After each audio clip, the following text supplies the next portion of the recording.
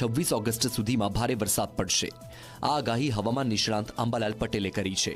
બિહાર અને બંગાળ તરફ થતું લો પ્રેશર હવે મધ્યપ્રદેશ અને ગુજરાતમાં થશે, જેથી અરબ સાગરની સિસ્ટમ મજબૂત થશે અને ગુજરાતમાં ભારે વરસાદ પડશે। ઉત્તર ગુજરાતમાં અતિભારે વરસાદની આગાહી કરવામાં આવી છે। તો 26 તારીખ પછી પણ એક સિસ્ટમ સક્રિય થશે, જેથી સપ્ટેમ્બર માસમાં અને ગણેશ ચતુર્થીના દિવસે પણ ભારે વરસાદની શક્યતા વ્યક્ત કરવામાં આવી છે। આગામી તારીખ 23 થી 26 ગુજરાતમાં રાજ્ય ભાગોમાં ભારેથી અતિભારે વરસાદ પડવાની શક્યતા છે, કારણ કે એક બિહાર અને બંગાળ તરફ થતું લો પ્રેશર અને ત્યાંની અસર છે તો મધ્યપ્રદેશ અને ગુજરાતના ભાગો સુધી થશે।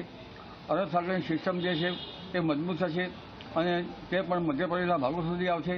આથી તારીખ 23 થી 26 પૂર્વ ગુજરાતના ભાગો, ગુજરાતના અન્ય ભાગો અને સૌરાષ્ટ્રના ભાગો તેમજ કચ્છના ભાગોમાં વરસાદ થવાની શક્યતા રહેશે। પૂર્વ ગુજરાતના કેટલાક ભાગો અતિ ભારેથી અતિભારે વરસાદ થવાની શક્યતા રહેશે।